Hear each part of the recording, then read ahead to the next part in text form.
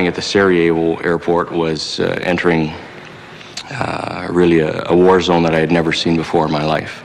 I remember hearing my first gunshots. That was a shocking experience. I was like, tack, tack, tack. You know, it sets in that you're in Sarajevo, you're in Bosnia, in the war zone. You know that maybe those bullets could come and accidentally hit the truck and you could be in it and get hurt. The minute we were behind the walls, we'd hear a and somebody screaming. One of the French got hit in the arm the very first 5 minutes, the second time on the ground. Myself, I was looking sort of towards that kind of thing. But everybody with me, their first time there, they didn't know. They were going, where's that come from? What's happening? The village itself was complete rubble. It was a mountain village with, mountain terrain. The village was spread over various hills and valleys and was quite wide open. It was not a concentrated town as we know them. But every building was rubble. It was actually quite a shock because something you don't see on TV is the smell of everything that is burning.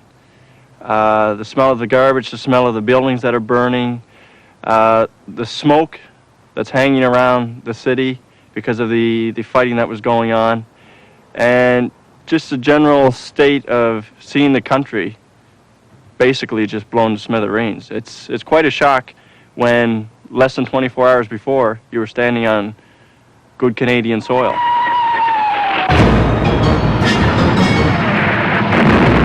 During World War II was a time when soldiers who fell victim to operational stress were seen as cowards who had failed their mission. These men and women are not cowards, but victims of the war of nerves, a war that is covered in military doctrine. The fact is that we know now that people from all walks of life, all trades, officers and non-commissioned members alike, everyone has some degree of risk in developing problems related to deployment stress, to the emotional challenges of deployment. Some people are better than others, but who knows? And in fact, as we'll see in a little while, there are some incidents that happen in the course of deployment to which no one is immune. The deployment scenario of the more recent United Nations missions has changed dramatically. Sometimes the soldiers' roles and tasks are ambiguous. Canadian soldiers now have to carry out their peacekeeper role in countries that are at war. They serve as escorts to convoys of humanitarian aid under conditions that are sometimes very dangerous, and violent confrontations are not unusual. Canadian soldiers are exposed and subjected to stress on a chronic basis. Probably the worst event that I experienced was having to go into a village that had been destroyed 6 months previously. Our team went in and we coordinated with the Croats on one side and the Muslims who we were with, and went into no man's land and collected the dead bodies that had been laying there for 6 or 7 months. Yeah, I'd been in Bosnia about a week or so before we deployed to the hospital. You know, you go to a hospital, it looks very nice and everything, but the hospital we arrived there, it was a shock that this was a hospital. Supposedly it looked more like an out-of-control daycare. It was really, you could see the horror of what these kids had to go through. They had their nurses at the beginning, but once the nurses left, it was just unbelievable, the hell. We had to change diapers, we had to feed them and everything. The hospital was such a landmark in my life to see such horror. It was the first time that I really thought about the condition of my two children, two happy, healthy girls. To me, the dichotomy of seeing what the children were living to what my family life was like, it hurt to see people in such terrible conditions, and to think that their lot in life is not going to improve no matter what efforts I make as a UN peacekeeper. Stress is what we experience when faced with something new and we have to adapt. A stress reaction occurs when the mind, the body, or both can't adapt anymore. Stress factors fall into 4 categories: physical, injury, sickness; emotional, fear, pain; sensorial, cold, hunger; social, professional, conflict in the workplace, promotion. During the incident, I had gone hatches down, which is standard procedure when you have a rocket launcher pointed on your vehicle. While I was hatches down with my hatch closed, I was observing out of the episcopes, watching the whole incident, and thinking to myself, please don't shoot on us. Please let this situation be over calmly with no problems. I saw the guy coming over towards the vehicle. He had given the rocket launcher off to one of his friends, and he had come to the vehicle to discuss the incident with my master corporal, my crew commander.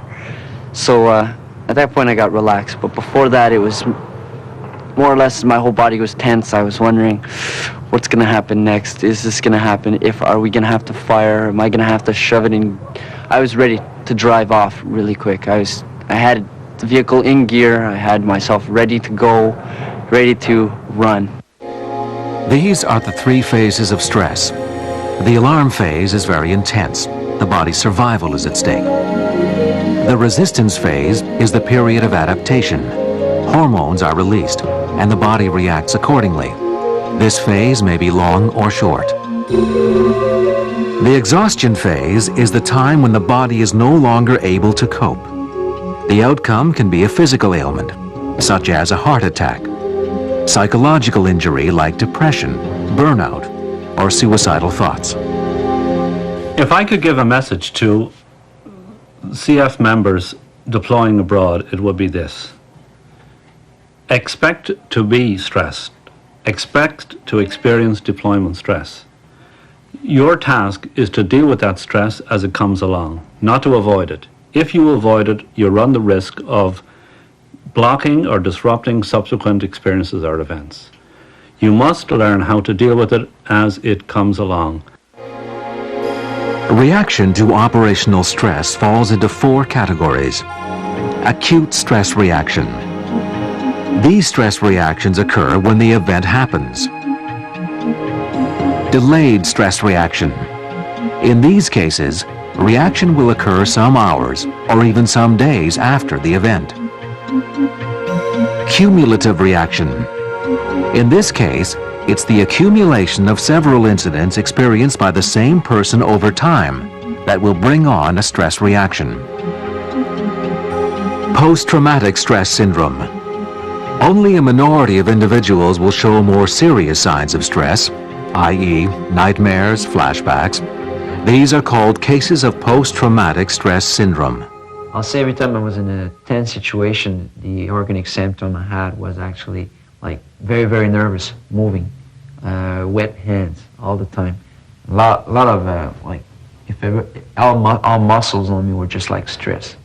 That means I'm big, like being shot upon and like mortar shots falling within 50 meters from the vehicle. Like, then I was freaking out, and I was just like nervous, very, very nervous. During the incident, I had a couple of reactions there, you know, sweaty palms. I was nervous and I was ready, and the old one that you hear in movies and stuff, you know, I was ready to shit my pants because the incident was that shocking on the body and my whole experience. I was like very uneasy. I was very nervous, and it was like a surprise. It was like not expected that this guy would actually come back with a rocket launcher and then actually point it on my vehicle with me inside it. That was what made me the most nervous. The signs and symptoms of stress reaction include incontinence during danger, rapid heartbeat, rapid breathing, sweating, shaking, nausea, diarrhea, constipation, frequent need to urinate, headaches, muscle pain, fatigue, distant or lost look, anxiety, worry, irritability, mood swings, anger, quarrelsomeness, insomnia, nightmares, sadness, feelings of guilt, feelings of isolation, difficulty concentrating, strange behavior, loss of confidence in oneself, in the unit, or the mission. I believe that stress is accumulated. It's like radiation. You get your dose of rads, you get your dose of stress. It changes your character, it modifies your behavior, the way that you perceive things, for the good and for the bad. In the amount of stress that was there, it was all the little things gathered up together over the several months, including the preparation, and not just being away from home, but the cumulative amounts of stress that were above the norm, above the average in everyday life. Every person has his own threshold of endurance. The amount of stress a person can endure is never limitless. Once the limit is reached, the individual can no longer adapt to the situation and he will become sick. The limit of endurance depends on the individual's level of mental and physical fitness. Regardless of the kind of military operation soldiers may find themselves in, they have to be able to rely on their buddies and on themselves. The same is true of stress. Here is a quick questionnaire that can help to determine whether someone is having a stress reaction. Is he himself? Can he respond to orders? Can he protect himself? Can he engage the enemy? Is he showing appropriate behavior? If the answer to any of these questions is no, then the odds are the individual is suffering from operational stress. I think the first point, stress reactions, yes, you had that. You had people burning out more often than not. And a good 24 hours of sleep often brought them back, and monitoring subsequently made them still effective. How much each individual accumulates is an individual thing that I can't measure it myself. All I can say is that over the course of our mission, various individuals reached their level of how much stress they could accumulate. And I had 27 cases of what I would call critical incident stress in ex-Yugoslavia. 3 of those individuals had to be repatriated back to Canada because they had ceased to function properly. Allied experience in the last wars showed that quick intervention and simple care were very effective. Because most soldiers run the risk of showing signs someday of operational stress reaction, it's important to know the means available to help you look after yourself or your buddies. Here is some advice to help you and your buddies. Keep fit by remaining active. Try to get at least 4 hours of sleep every day or take frequent naps. Eat well and drink plenty of fluids. Concentrate on what you're doing. Follow your supervisor's instructions. Talk openly about your fears and concerns. Do relaxation exercises. Take time to greet newcomers.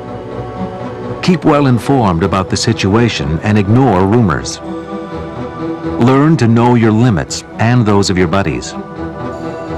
Prevent dangerous behavior and give yourself moral support. Every soldier must begin by taking care of himself. A stressed out person cannot help another. The unit's resource persons must be clearly identified. Any action taken to help a person in an emotional state must be made as early as possible. Every soldier must see himself as potentially capable of having a stress reaction even after he's come home. No disciplinary measures can be taken against a soldier who seeks professional help for stress-related problems. Perhaps the biggest ally you can have in terms of monitoring how well you're doing are your friends, the people in your unit who will be perhaps exposed to your behavior and witness to your behavior on a regular basis, they're the people who will be able to tell you whether anything is unusual about your behavior or you're having problems that you yourself might not be aware of at the time. So you can rely on yourself, but you can also rely on your friends. When soldiers are away on a mission, their families, their loved ones, have to function without them. And the situation is very different depending on whether the spouse left at home is a man or a woman. The kind of help men and women need is very different too. Coming home is a process. It takes time. No one can expect things to be like they were before. It's just not possible. The situation of the husband who's married to a military woman is even more difficult than what it is for men with civilian wives, because they haven't organized any group yet. So the man is even more isolated than the woman is, and he doesn't really feel comfortable of being within a female's group and to talk about his feelings and how things are going and all that. Being a military wife, you have to learn to hurry up and wait. You have to be prepared 24 hours a day, but yet you seem to wait indefinitely for them to actually do something. It's not hard for me, it's just hard on the kids because they don't understand. Even though I may be 11 and 9, it's just too difficult for them to comprehend. And then the news, they say, like in, what was it, Yugoslavia, where they say, oh, the war there, and they say, oh, is my daddy going to be in war? You know, is he going to get shot? Is he going to come back alive? Well, I felt very sad because I knew he'd be gone for a very long time, and I thought he would miss my birthday. So, yeah, I was sad. When I got back to Canada, a question often asked by people is, have you changed? Has the experience changed you as a person? I think, if anything, it has changed me for the better. I'm more confident in my leadership style. And I think overall, as a person, I'm more tolerant to things that I see happening in Canada.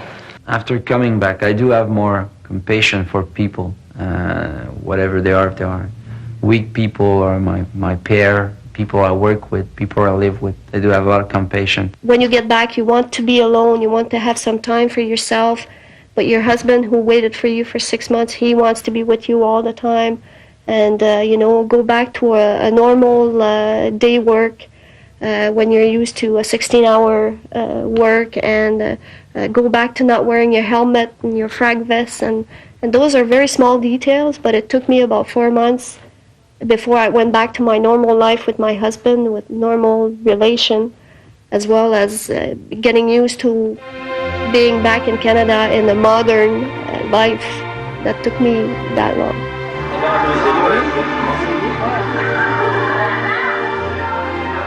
After deployment, let's say 6 months after deployment, if a returning soldier still has preoccupations about the experiences that happened when he or she was on tour, then we tend to suspect that they may be suffering from some degree of post-deployment stress disorder, which is, again, a perfectly normal reaction to an abnormal situation. When I came home, there was a disturbing effort going on inside me that disconcerted me. I was here in the middle of a society of plenty, yet the images and thoughts came back from time to time to disturb my sleep, and my getting back into society was a little difficult. It took well over a year before I got back on track into what I considered to be a regular way of relating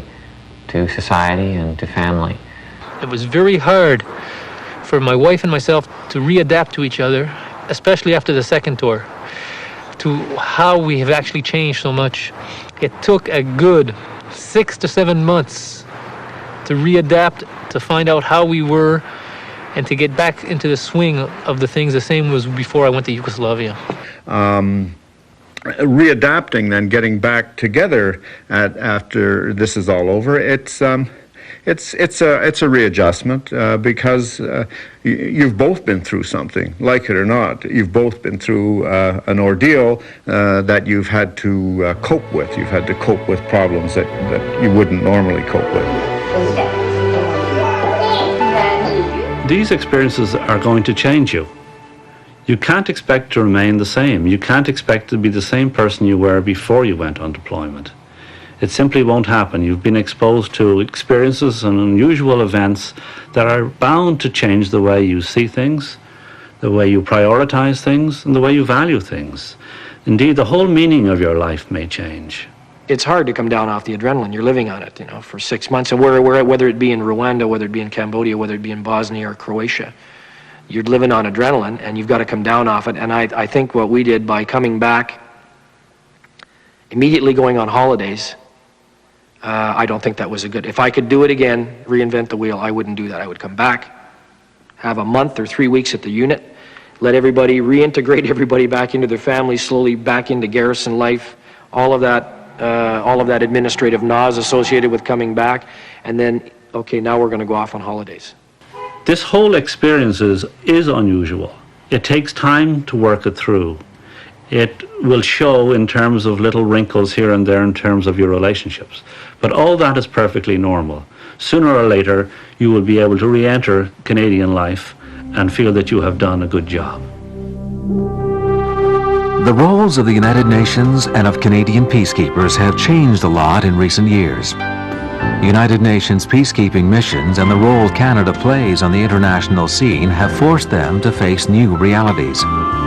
Keeping the peace and protecting the lives of the civilian population requires troops that are properly trained and prepared, bearing in mind that peacekeeping missions are becoming more and more sensitive. What will the next missions be like? Where will the next theater of operations be? No one knows. Realistic preparation and a sense of belonging will help soldiers to face these situations with more confidence and will make operations a little easier in the end.